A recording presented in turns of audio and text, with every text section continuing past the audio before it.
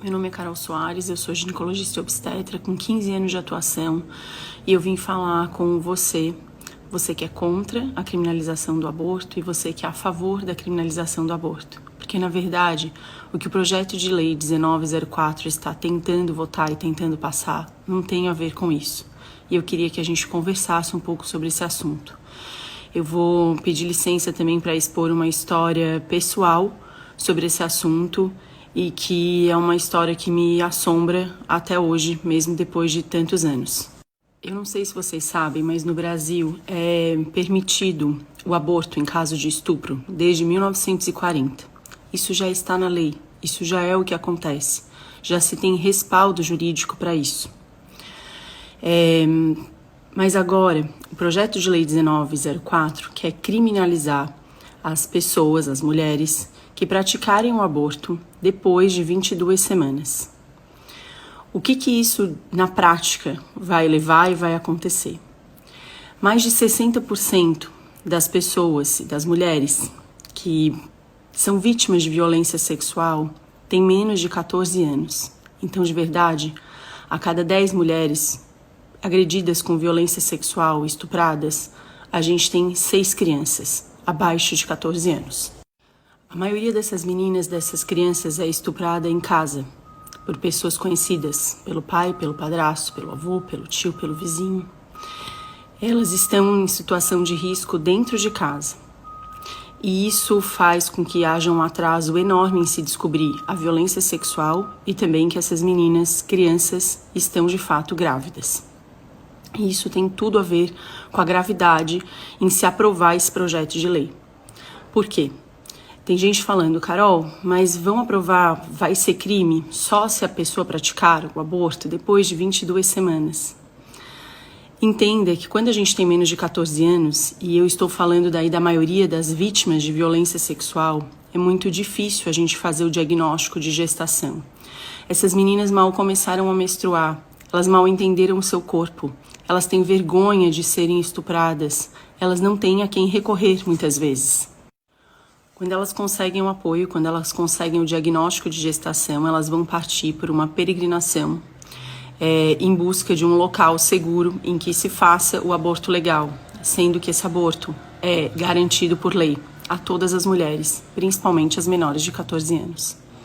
Isso é uma verdadeira peregrinação porque mesmo em grandes cidades e grandes centros, muitos hospitais se recusam a praticar o aborto legal. E veja, um médico pode se recusar por objeção de consciência a não ajudar ou fazer ou, enfim, atender este aborto legal.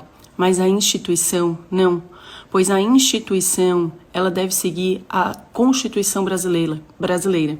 E lá na Constituição está escrito que é direito de toda mulher vítima de estupro e violência sexual praticar o aborto legal. Se essa lei passar, todas essas meninas que chegam para atendimento depois das 22 semanas, que eu volto a frisar, são a maioria, fato, e eu não estou falando de cidades pequenas do interior, eu estou falando mesmo das capitais, elas serão criminalizadas, elas serão revitimizadas, porque elas eram a vítima, elas são a vítima e elas serão a vítima novamente. E pasmem, elas poderão ficar mais tempo presas, se é que é possível se fazer isso, mais tempo presas do que o próprio estuprador, onde ele pode ficar 8 anos e essas vítimas poderão ficar até 20 anos de prisão. É muito assustador e parece até um filme de terror, um retrocesso, ou um próprio conto de Aya, para quem conhece Margaret Atwood. E eu queria deixar aqui um relato bem pessoal. Quando as pessoas que defendem que a gente não possa ter o direito de praticar o aborto legal, mesmo em caso de estupro, elas talvez não pensem que possa ser com elas, com a filha delas, ou com alguém muito próximo.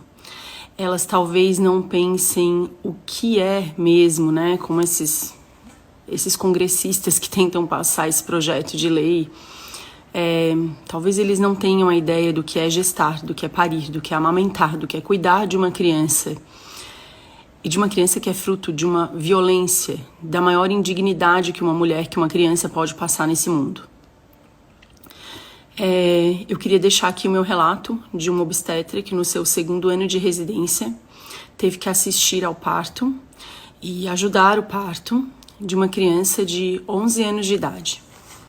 Eu trabalho em Florianópolis e essa menina chega ao nosso serviço de obstetrícia, no serviço de referência do estado, quando ela tem 26 semanas de idade gestacional.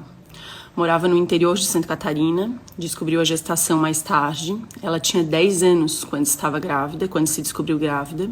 Estuprada pelo padrasto desde os 7, menstruou a primeira vez com 9 anos. Aos 10 anos, ela estava grávida.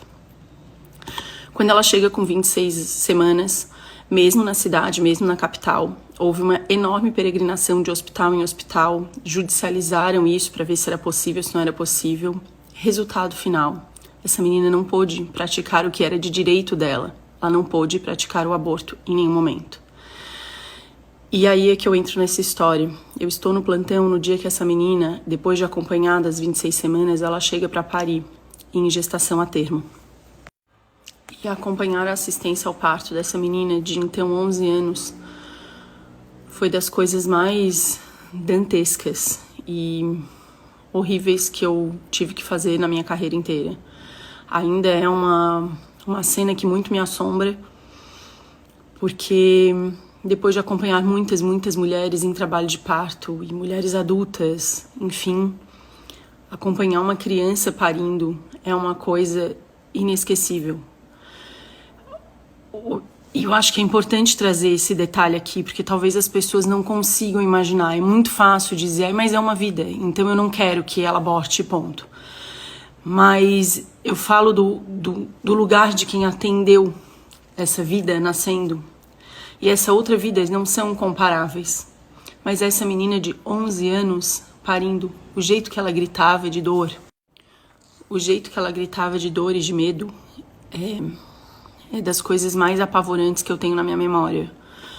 Porque é diferente da dor e do medo de uma mulher adulta que consegue compreender o que ela está passando. Até por mais que ela não queira estar passando por um processo de parto normal. E entendam, o parto normal neste momento é muito mais seguro para essa criança que tem 11 anos do que submetê-la a uma cesárea.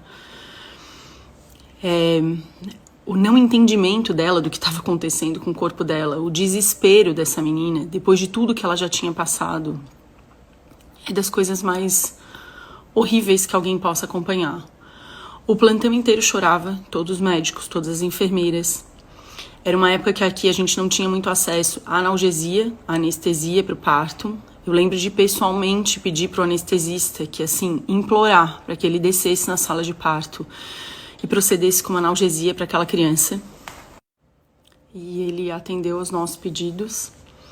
E depois das horas todas que se tem em trabalho de parto, quando nasce essa criança, o colocar aquele outro bebê nos braços de uma criança de 11 anos e falar que é filho dela e fazê-la amamentar e fazer com que ela entenda que aquilo é inimaginável. A cena não consegue, a minha cabeça não consegue associar e assimilar isso até hoje. E como eu já falei, é uma cena e uma lembrança que muito me assombra e que pouquíssimas vezes eu consegui contar. Me dá muito nervoso mesmo hoje, depois de tantos anos, contar isso.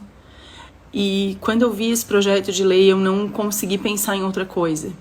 Eu só consegui pensar que as pessoas precisam saber que é isso que acontece no fim das contas.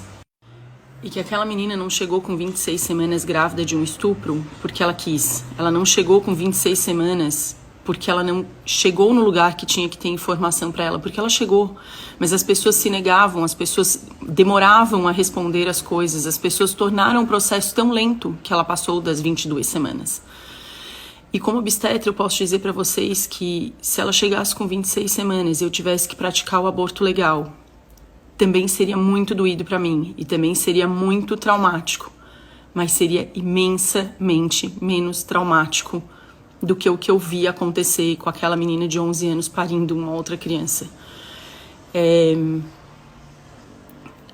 Como eu falei, as vidas não se comparam, mas às vezes a gente precisa escolher, e na medicina a gente escolhe muito.